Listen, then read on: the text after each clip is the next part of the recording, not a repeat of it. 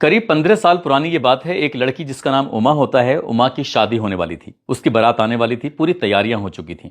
इसी बीच में उसकी बड़ी बहन जिसका नाम बेबी होता है, बेबी अपनी बहन उमा को ढूंढ रही थी, तलाश कर रही थी, ताकि उसको ब्यूटी पार्लर लेके जा सके, उसको दुल्हन के रूप में तैयार करवा सके। जब वो उमा मिलती नहीं है तो बेबी परेशान हो जाती है। वो अपने पिता यानी कि पवन के पास जाती है, जाके पूछती है कि पिताजी, उमा दिखाई नहीं दे रही है, मुझे उसको ब्यूटी पार्लर लेके जाना है। वो कहते हैं कि बेटा तुम खुद ढूंढ लो, या फिर भैया से पूछ लो, मम्मी से पूछ लो, मैं बहुत बिजी हूं, बारात आने वाली है, बस मुझे उसकी तैयारी में लगना है। इसी बीच में पिता तैयारी में लगा हुआ था। वो भाई के पास जाती है तो भाई अलग तैयारी में लगे हुए थे। देखते ही देखते कब बारात आ जाती है पता ही नहीं चलता, लेकिन उमा का कहीं भी कुछ अता पता नहीं चल रहा था। घर वालों के पास जब ये सूचना पहुंच जाती है कि उमा का कहीं भी अता पता नहीं चल रहा है, उधर बाराती आते हैं और बारात चढ़नी शुरू हो जाती है। इधर घराती थे जो खाना पीना में लगे हुए थे। जब देखते देखते वक्त आगे बढ़ रहा था, तब दुल्हन की जो पिता होते हैं वो इतना ज्यादा परेशान हो जाते हैं, आखिरकार करें तो क्या करें। वो दूल्हे के पिता के पास जाते हैं, क्योंकि अब उस लड़की का स्टेज पर चढ़ने का वक्त आने वाला था। तभी वो जाते हैं और जाकर हाथ जोड़ के खड़े हो जाते हैं कि आप हमें माफ कर दीजिए, जो हमारी बेटी है उमा, वो अचानक से गायब हो गई है, लापता हो गई है। घर के हर एक सदस्य से पूछ लिया, जहां जहां उठती बैठती है वहां सब में पूछ लिया, लेकिन उसका कहीं अता पता नहीं चल पा रहा है।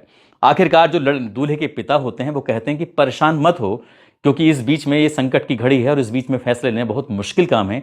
हम बिना दुल्हन के अगर घर जाएंगे तो हमारी बहुत बदनामी हो जाएगी। कोई ऐसा रास्ता निकालो जिससे क्या कोई बात ना खराब हो, ना आपकी ना हमारी। लेकिन इस घर में ये 3 बहनें थीं और उमा सबसे छोटी होती है। बड़ी की तो पहली शादी हो चुकी थी, अब बीच का रास्ता निकालें तो क्या निकालें। तब दुल्हन के मामा बीच में आते हैं, आकर आके कहते हैं कि परेशान होने की जरूरत नहीं है, अगर आप लोगों को एतराज ना हो तो मैं अपनी बेटी की शादी तुम्हारे बेटे से करवा दूंगा, क्योंकि जो इस दुख की घड़ी में हमारे साथ खड़ा है वो हमारे साथ पूरी जिंदगी खड़ा हो सकता है। इसलिए हमें तुमसे रिश्तेदारी जोड़ने में कोई एतराज नहीं है, कोई आपत्ति नहीं है। जब ये बात आती है तो इस दुख की घड़ी में कठोर फैसला लेते हुए आखिरकार दुल्हन की जो मामा की बेटी होती है उसको दुल्हन बनाकर दूल्हे के साथ विदा कर दिया जाता है। ये फैसला ले जरूर लिया जाता है, लेकिन इस बीच में घर वाले, परिवार वाले सभी लोग परेशान हो जाते हैं और देखते ही देखते ये बात घर आती हो, बराती हो, ये गांव में सभी लोगों तक पहुंच जाती है। इसी रात की बात है कि जो दुल्हन का पिता होता है, नाम पवन होता है, दुल्हन का जो भाई होता है, क्या नाम बबलू, एक नाम टिंकू होता है, वो कसम खाते हैं कि आज के बाद यदि उमा ने इस दहलीज पर कदम रखने की कोशिश की तो उसके लिए हमसे बुरा कोई नहीं होगा। इसलिए उसका इस घर में कोई भी कदम अब इस घर में नहीं आएगा और हमेशा हमेशा के लिए उससे रिश्तेदारी बिल्कुल पूरी तरह से खत्म हो चुकी है। इस तरह का फैसला लेते हैं और देखते देखते वक्त आगे बढ़ने लगता है। साल 2025 आ जाता है, यानी कि 15 साल के बाद जब साल 2025 आता है तो हरियाणा की पुलिस घर में आती है। घर आने के बाद इस परिवार से पूछती है कि क्या आप लोग उमा के परिवार वाले हैं, यानी कि पिता हैं, भाई हैं, माता हैं। सभी लोगों से बातचीत की जा रही थी। उनके पास एक सर होता है, उमा का सर, यानी कि उनकी जो खोपड़ी थी उसको लेके आए थे कि उमा अब इस दुनिया में रही नहीं है, उसका धड़ यानी कि उसका अंतिम संस्कार हो चुका है, लेकिन ये उसका सर है। जैसे ही घर वाले सर देखते हैं, घर वाले कहते हैं कि हमने तो 15 साल पहले ही उससे सारे रिश्ते नाते खत्म कर लिए थे, अब हमारा कुछ भी नहीं है। तभी इंसानियत के नाते गांव वाले, रिश्तेदार, परिवार के लोग कहते हैं कि इसका सर का ही अंतिम संस्कार कर दो। सर का अंतिम संस्कार जरूर कर दिया जाता है, लेकिन ये कहानी सोशल मीडिया पर बहुत तेजी के साथ वायरल हो जाती है। आज की इस कहानी के माध्यम से समझते हैं कि आखिरकार उमा की हत्या किसने की और क्यों की, इसके पीछे की पूरी कहानी क्या है। आदाब, नमस्कार, सत श्री अकाल। मैं उस्मान सैफी। आज की जो सच्ची घटना मैं आपको सुनाने जा रहा हूं, ये सच्ची घटना है हरियाणा प्रदेश का जिला है यमुनानगर, और यमुनानगर जिले का एक थाना लगता है प्रतापनगर। प्रतापनगर थाना क्षेत्र में एक जगह लगती है जगाधरी पावटी साहिब नेशनल हाईवे, और यहाँ का एक गांव लगता है जिसका नाम है बहादुरपुर। हाईवे यानी कि नेशनल हाईवे से महज 20 मीटर नीचे ही एक पॉपुलर की नर्सरी है, और पॉपुलर की जो नर्सरी है उस नर्सरी पर काम करने वाला एक व्यक्ति जिसका नाम विजय होता है। विजय उस पॉपुलर की नर्सरी में देखने के लिए गया था कि पौध बन के तैयार हो चुकी है, नहीं हो चुकी है, क्योंकि वो नर्सरी लगाता है। ये तारीख थी 7 दिसंबर 2025 की दोपहर लगभग 12:30 बजे के आसपास का वक्त हो रहा था। जैसे वो इधर से उधर खेत में घूम रहा था, पॉपुलर की नर्सरी देख रहा था, क्योंकि उसे वो नर्सरी खरीदनी थी। अचानक उसकी नजर पड़ती है एक लाश पर। वहां पर एक लाश पड़ी हुई है। लाश को देखने के बाद वो थोड़ा डर जाता है, लेकिन इस बीच में वो हिम्मत से काम लेता है। उसको पास जाकर जब देखने की कोशिश कर रहा था तो बिना सर की वो लाश होती है, धड़ होता है, लेकिन उसके तन पर कोई कपड़ा नहीं था। देखकर साफ अंदाजा लगाया जा रहा था कि ये तो किसी महिला की लाश है। इसलिए उसने आसपास कुछ अपने स्तर से देखने की कोशिश की और तुरंत ही तत्काल जो इस खेत का मालिक होता है, जिसका नाम परमजीत होता है, विजय परमजीत को फोन लगाता है और कहता है कि साहब, यहां पर तुम्हारे खेत में एक लाश पड़ी हुई है, आप जल्दी से आ जाइए। परमजीत को जैसे ही सूचना मिलती है, परमजीत तुरंत ही तत्काल वहां मौके पर पहुंच जाता है, देखता है और देख के अंदाजा लगाता है शायद किसी ने हत्या की है और हत्या करके शव को यहां फेंका गया है। कौन है, क्या है, वो भी जानना चाहता था, लेकिन इस तरह से उस एकदम अचानक से ये सब जो हो गया है, तो परमजीत भी परेशान था, विजय भी परेशान था। तत्काल ही उन्होंने 112 नंबर पर फोन करते हैं और 12 नंबर फोन करने के बाद कहते हैं कि साहब कलेसर नेशनल पार्क जो है उसके पास में ही एक गांव लगता है, नाम है बहादुरपुर, और बहादुरपुर के पास एक पॉपुलर की नर्सरी है, आप वहां पे आ जाइए, दरअसल यहां पर एक लाश पड़ी हुई है। जैसे ही पुलिस को सूचना मिलती है, एसएचओ प्रताप नगर नरसिंह अपनी टीम के साथ मौके पर पहुंच जाते हैं। सीओ हो या एसपी हो या आला अधिकारी भी मौके पर पहुंच जाते हैं। अब यहां शनाख्त करने की कोशिश की जा रही थी। शव के पास ऐसी कोई वस्तु नहीं थी, ऐसी कोई चीज नहीं थी, ऐसी कोई शनाख्त करने वाली चीज नहीं थी जिससे कि ये पहचान सकें कि आखिरकार लाश किसकी है। लेकिन देखकर साफ अंदाजा लगाया जा रहा था, या तो 25 साल की उम्र होगी या 30 साल के आसपास की उम्र होगी, या थोड़ी बहुत ज्यादा हो सकती है। शव को कब्जे में लिया जाता है, कब्जे में लेने के बाद उसको पोस्टमार्टम के लिए भेज दिया जाता है। जितने भी आसपास के जिले होते हैं, सभी आसपास के जिलों को एक सूचना दी जाती है कि इस तरह से एक अज्ञात लाश मिली है, उसकी शनाख्त के प्रयास करने में हमारी मदद करिए। साथ ही सोशल मीडिया के अलग अलग प्लेटफॉर्म पर ये जानकारी दी जाती है कि इस इलाके में इस जगह पर एक लाश मिली है, और ये फोटो बहुत तेजी के साथ वायरल होना शुरू हो जाता है। लेकिन कहीं से कोई रेस्पॉन्स नहीं आ रहा था। जहां पर लाश मिली थी वहां से कुछ ही फासले से हिमाचल प्रदेश, कुछ ही फासले से चंडीगढ़, कुछ ही फासले से उत्तराखंड, कुछ ही फासले से उत्तर प्रदेश की सीमा भी लगती थी। इसी बीच में 4 राज्यों की सीमा लगने के साथ साथ 5वां राज्य होता है हरियाणा। लेकिन कहीं से ना कोई गुमशुदगी की रिपोर्ट की शिकायत आती है और ना ही किसी ने आकर संपर्क किया। पुलिस वाले सोचते हैं कि आखिरकार करें तो क्या करें। 72 घंटे का समय बीत जाता है, और जब 72 घंटे का समय बीत जाता है तो उच्च अधिकारी कहते हैं कि अब समय बीत चुका है, पोस्टमार्टम हो चुका है, इसलिए इस बाकी बचे हुए जो धड़ है इसका अंतिम संस्कार करा दीजिए। सेवा समिति नाम से एक संस्था होती है, सेवा समिति के माध्यम से आखिरकार उस धड़ का अंतिम संस्कार करा दिया जाता है। लेकिन इस जिले के जो एसपी होते हैं, नाम का कमलदीप गोयल, वो एसआईटी का गठन करते हैं। साथ ही सर्विलांस टीम होती है, फॉरेंसिक टीम होती है, डॉग स्क्वाड होता है, तमाम टीमें थी, अपनी अपनी तरह से प्रयास कर रहे थे ताकि इस हत्याकांड का खुलासा हो सके। एसपी ने साफ साफ कहा कि चाहे ज्यादा से ज्यादा पुलिस वाले लग जाएं, चाहे कई थानों की फोर्स लग जाए, लेकिन मैं ये चाहता हूं कि हर हाल में इस हत्याकांड का खुलासा होना चाहिए। ये एक तरह से ब्लाइंड मर्डर था और इस ब्लाइंड मर्डर का पता चल पाना मुश्किल हो रहा था। लेकिन पुलिस ने जब ठान ली थी तो उसके लिए उन्होंने फिर प्रयास करने शुरू कर दिए। 500 से ज्यादा जब सीसीटीवी कैमरे खंगाले जाते हैं, बार बार देखा जा रहा था, ये अंदाजा लगाया जा रहा था कभी लाश 24 घंटे पहले आई है तो कभी अंदाजा लगाया जा रहा था 36 घंटे पहले है तो कभी कुछ इस तरह की बातें चल रही थी। पुलिस की अलग अलग टीम काम कर रही थी। एक गाड़ी थी जो जहां ये घटना स्थल पर लाश मिलती है वहां से लगभग 300 मीटर फासले से एक गाड़ी थी जो आती है और उसकी लाइट अचानक से बंद हो जाती है। पुलिस को हल्का सा एक क्लू मिला था और उस क्लू के आधार पर पुलिस ने जब उसको देखना शुरू किया तो इसके नंबर मिल जाता है। दरअसल नंबर होता है उत्तर प्रदेश का, और उत्तर प्रदेश का नंबर होने के साथ ही उस गाड़ी का ये पता निकालने की कोशिश की जा रही थी कि ये गाड़ी यहां पर आके क्यों रुकती है। हालांकि उस जगह से बहुत बड़ी संख्या में गाड़ियां गुजर रही थी, लेकिन वो गाड़ी थोड़ी सस्पियस नजर आती है, संदिग्ध नजर आती है, इसलिए उस गाड़ी पर काम करना शुरू किया। साथ ही सर्विलांस की मदद से उस इलाके में आने वाले उत्तर प्रदेश के हों या फिर अन्य राज्यों के हों जो नंबर थे जो अचानक से आ जा रहे थे, उन नंबरों के बारे में देखा जाता है। तब कुछ नंबर मिलते हैं, यानी कि मोबाइल नंबर। आखिरकार उन मोबाइल नंबरों को और जो गाड़ी का नंबर था उसको आपस में मिलान करने की कोशिश की जा रही थी, तो पुलिस की कुछ मंजिल आसान सी होने लगती है।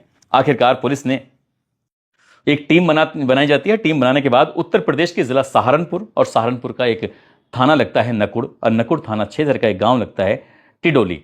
टिडोली गांव में पुलिस जाती है, जाने के बाद पहुंचती है, क्योंकि यहां पर एक व्यक्ति का मोबाइल नंबर जो था वो था बिलाल का नंबर। बिलाल के नंबर तक पुलिस पहुंच जाती है। बिलाल के नंबर जाने के बाद जब घर जाती है तो घर जाने के बाद पता चलता है कि घर में तो शादी की तैयारी चल रही थी, खुशियों के गीत गाए जा रहे थे। इसी बीच में बिलाल तो मिलता नहीं, लेकिन बिलाल के पिता जिनका नाम फुरकान होता है, उनसे संपर्क किया जाता है। उनसे पूछा जाता है कि तुम्हारे बेटे का नाम क्या बिलाल है? कहते हैं साहब मेरे बेटे का नाम बिलाल है। पूछा जाता है कि आज क्या है, कुछ घर में फंक्शन है? ये तारीख थी 13 दिसंबर 2025। फुरकान की बेटी होती है शिवा। शिवा की बारात आने वाली थी, उसकी तैयारी चल रही थी, और जैसे बारात आने वाली थी, इस बात की तैयारी चल रही थी, तब फुरकान से कहा जाता है कि अपने बेटे से जरा संपर्क करो। जब बेटे से संपर्क किया जाता है तो वो जहां होता है पुलिस उसे वहीं पर गिरफ्तार कर लेती है, और गिरफ्तार करने के बाद अपने कब्जे में ले लेती है।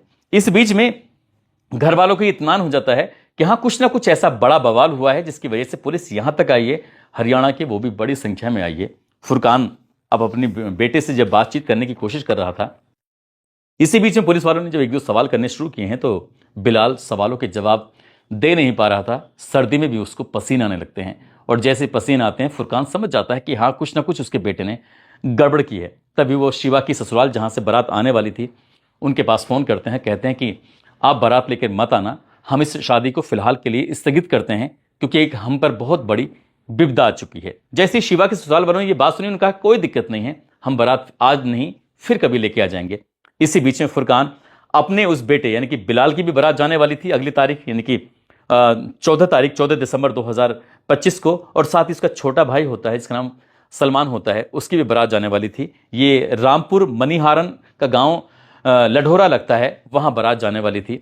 जब वहां फोन किया जाता है उनसे कहा जाता है कि देखो हम अगले दिन यानी कि कल बारात लाएंगे जरूर, लेकिन हम सिर्फ एक बेटे की बारात ला सकते हैं, हम दोनों बेटों की बारात नहीं ला सकते क्योंकि हमारे एक बेटे को पुलिस पकड़ के ले गई है। अब क्योंकि एक बेटे की बारात आ सकती है, बारात जाती जरूर है 14 दिसंबर 2025 को, लेकिन एक बेटे की जाती है क्योंकि एक यानी कि बिलाल को तो पुलिस ले जा चुकी थी, सलमान बचता है। सलमान की जब बारात जा रही थी मुश्किल से 5 या 6 लोग थे जो बारात में जाते हैं, और उस लड़की की जिसकी बिलाल से शादी होने वाली थी उसके लिए एकदम से ही 24 घंटे में ही एक नया लड़का ढूंढा जाता है, और नया लड़का ढूंढने के बाद आखिरकार उस लड़की की भी शादी कर दी जाती है। लेकिन जब पुलिस इस बिलाल को लेकर जाती है, उससे पूछताछ करती है, उसे पूछा जाता है कि बिलाल ये बताओ ये लड़की कौन थी जिसकी तुमने गर्दन काट कर उसकी हत्या कर दी। शुरुआत में वो ऐसी बात कर रहा था, लेकिन जब सर्दी में भी उससे पसीने आ रहे थे पुलिस समझ जाती है कि यही कुछ ना कुछ हुआ है। और उससे पूछा जाता है तो उसने कहा कि साहब उस लड़की का नाम लेकिन उमा है, लेकिन उमा का जो है कि सहारनपुर कोतवाली देहात क्षेत्र का एक मोहल्ला है, कॉलोनी है जिसका नाम गंगोत्री है, वहां पर वो रहती है। दरअसल ये बिलाल जो ड्राइवर का काम करता है और पिछले 2 साल से इस उमा के साथ लिव इन रिलेशनशिप में रह रहा था। इस बात का ना इसके बिलाल के माता पिता को, ना परिवार के, ना रिश्तेदार, किसी को नहीं पता था। वो गंगोत्री में जाता था, उसके साथ ऐसे रहता था जैसे पति और पत्नी की तरह रह रहे हैं। वक्त आगे बढ़ जाता है और इसी बीच में जो घर वाले होते हैं बिलाल के, उन्होंने उसकी रिश्ता तय कर दिया था, मामा की बेटी से ही शादी तय कर दी थी। अब वो शादी के दिन धीरे धीरे नजदीक आ रहे थे। उधर उमा जो थी वो बिलाल से लगातार शादी के लिए दबाव बना रही थी कि मैं तुमसे शादी करूंगी, तुम्हारे साथ जिंदगी जीना है, तुमसे प्यार कर चुकी हूं, ये वो जो भी बातें थी वो उस उमा से पीछा छुड़ाने की तमाम कोशिशें कर रहा था। जैसे जैसे वक्त नजदीक आ रहा था इसके दिमाग में खुरापाती ख्याल आता है कि क्यों ना उमा को हमेशा हमेशा के लिए रास्ते से हटा दिया जाए तो कैसा रहेगा। तभी उसने 6 दिसंबर 2025 को शाम लगभग 6-7 बजे के आसपास का वक्त हो रहा था, वो उमा से कहता है कि उमा क्या तुम्हारा मन कर रहा है कि कहीं घूमने का, कहीं लंबे लॉन्ग ड्राइव पर चलते हैं। उमा को जैसे ये खबर मिलती है उमा एकदम खुशी से झूम उठती है। वो इंतजार कर रही थी। जैसे वो आता है बिलाल उसकी गाड़ी में बैठ जाते हैं। यहाँ से लगभग अभी 80 किलोमीटर दूर पहुंचे थे, यानी कि हरियाणा प्रदेश का जो जिला है यमुनानगर का थाना है प्रतापनगर का एक इलाका है, गांव बहादुरपुर, वहां पर पहुंच जाते हैं। वहां जाने के बाद वो कहता है कि जो सीट बेल्ट है ना वो थोड़ी परेशान कर रही है, मैं इसे सीट बेल्ट को ठीक कर लूं। रात का अंधेरा था, दूर दूर तक कोई दिखाई नहीं दे रहा था, और इसी बीच में बिलाल ने मौका पाते ही पीछे वाली सीट पर बैठता है और सीट बेल्ट का इस्तेमाल करते हुए उसके उस गले को तब तक दबाता है जब तक क्या, लेकिन उमा के प्राण नहीं निकल जाते। लेकिन उमा प्राण निकल जाते हैं, लेकिन उमा मारी जाती है। उसके बाद फिर वो सोचता है कि कहीं ऐसा ना हो कि ये इसकी लाश की पहचान हो जाए तो ये पता चल जाए, इसलिए उसने उसके धड़ को सर से बिल्कुल अलग किया, उसके तन से हर एक कपड़े को उतारा, उसके शरीर पर जो भी ज्वेलरी थी, जो भी उसने पहना हुआ था, उन सबको उतारा, बिना किसी चीज के उसको एक जगह पर फेंक देता है, और जो सर होता है उस सर को भी कहीं दूर फेंक देता है। धड़ तो मिल चुका था और 72 घंटे के बाद उसका अंतिम संस्कार सेवा समिति द्वारा करा दिया जाता है, लेकिन सर कहाँ है? पुलिस वाले जब सर पूछते हैं तो आखिरकार बिलाल की निशानदेही के आधार पर उस लड़की का सर भी मिल जाता है। अब जब सर मिल जाता है तो उस लड़की के बारे में पूछा जाता है, तो पुलिस वाले उस सर को लेकर गंगोत्री पहुंच जाते हैं कॉलोनी में। गंगोत्री वाले कहते हैं कि जी इससे पहले ये रमजानपुर में रहती थी, आप वहां जाकर संपर्क करिए। जब पुलिस वाले रमजानपुर में जाते हैं तो वहां से पता चलता है कि जो इसका गांव है वो हलालपुर में है और इसकी शादी हो चुकी थी, इसको एक बेटा भी है। पुलिस वाले ये सुनकर और भी हैरान हो जाते हैं कि ये शादीशुदा थी, इसको बेटा है। बेटे की उम्र लगभग 13 साल के आसपास होती है और 15 साल पहले इसकी शादी हुई थी। अब पुलिस वाले गांव पहुंचते हैं तो उस लड़की का भाई टिंकू मिल जाता है। टिंकू से बातचीत की जाती है, तब टिंकू कहता है कि साहब हम मजदूर लोग हैं, बस खेती बाड़ी करते हैं, परिवार का ऐसे भरण पोषण होता है। करीब 15 साल पुरानी ये बात है, हमारी बहन यानी कि उमा की शादी हो रही थी और उमा मौका पाते ही पास के ही रहने वाला एक लड़का जिसका नाम जोनी होता है, जो कि विकलांग होता है, पेशे से मजदूर था, रंगाई पुताई का वो काम किया करता था। उससे कब प्यार कर बैठती है हम लोगों को पता ही नहीं चलता। जिस दिन उसकी बारात आने वाली थी उसी दिन मौका पाते ही वो जोनी के साथ मौके से भाग जाती है। हमने उसको हर जगह तलाश करने की कोशिश की। वो रात उनके लिए बहुत भयानक रात थी, परेशान करने वाली रात थी, ना केवल लड़के वालों के लिए बल्कि लड़की वालों के लिए भी। इसी बीच फैसला लिया जाता है और मामा की बेटी के साथ उस दूल्हे की शादी करा दी जाती है। उसी रात हमने फैसला ले लिया था कि हम अब उमा को कभी याद नहीं करेंगे। उमा से हमारा कोई वास्ता नहीं है, उमा से हमारा कोई रिश्ता, कोई नाता नहीं है। लेकिन वक्त बीत जाता है। पुलिस वाले जब उसका सर लेके पहुंचते हैं तो इंसानियत के नाते टिंकू ने उसके सब का जो शरीर था उसका पहले अंतिम संस्कार हो चुका था, लेकिन सर का उसका अंतिम संस्कार रिश्तेदारों के कहने पर आकर कर दिया जाता है। और जब उसके सर का अंतिम संस्कार होता है तब जाकर ये कहानी लोगों के सामने आती है। लोगों को यकीन नहीं हो रहा था कि आखिरकार ये सब ऐसा। फिर पुलिस जाती है उसके पति के पास जिसका नाम जॉनी होता है। जॉनी से पूछा जाता है कि जब तुम्हारी शादी हो गई थी, सब कुछ ठीक ठाक चल रहा था और वो तुमसे प्यार करती थी, तब तुमने उसे छोड़ा क्यों? वो कहता है कि साहब हम लोग यहाँ से जब गाँव से भाग जाते हैं, बाहर रहते हैं, कुछ दिन रमजानपुर में रहे। रमजानपुर में रहने के बाद वो मुझसे अलग हो जाती है अब से 2 साल पहले। जबकि उसका बेटा है, ना वो बेटे से बातचीत करती थी ना वो मुझसे बातचीत करती थी। कब उसकी ज़िंदगी में बिलाल आ जाता है और बिलाल जैसे इसकी ज़िंदगी में आता है वो अपने बेटे और पति को भूल जाती है। मैं उससे बात करता था तो मुझसे वो बात भी नहीं करती थी और वो कहती थी कि अब तो बस तुम्हारे साथ नहीं रहना है, किसी के साथ भी रहूं। इसलिए उसने अपने पति को छोड़ा। राय दिन रोज घर में दंगा फसाद होता था, झगड़ा होता था। तब ये जब ज़्यादा परेशान हो जाता है तो रमज़ानपुर से ये लड़की गंगोत्री में चली जाती है और रमज़ानपुर से ये जो जॉनी होता है वो अपने गांव आ जाता है अपने बेटे को लेकर। जब कभी कभी बेटे का माँ से मिलने का मन करता था तो वो ज़रूर अपनी माँ से मिलने चला जाया करता था, लेकिन पति को मिलने की बिल्कुल भी इजाज़त नहीं थी। लेकिन जब उससे पता चलता है कि उसकी पत्नी का मर्डर हो चुका है, बिलाल नाम के लड़के के साथ जो लिव इन में रह रही थी उसने ही उसका कत्ल कर दिया है, तो उसे बहुत दुख हो रहा था। लेकिन टिंकू ने साफ साफ कहा हो सकता है कि इसमें उसका पूर्व पति बिलाल के साथ शामिल हो। इस मामले की भी जांच पड़ताल होनी चाहिए और जो भी दोषी हो उनके खिलाफ कड़ी से कड़ी कार्रवाई होनी चाहिए।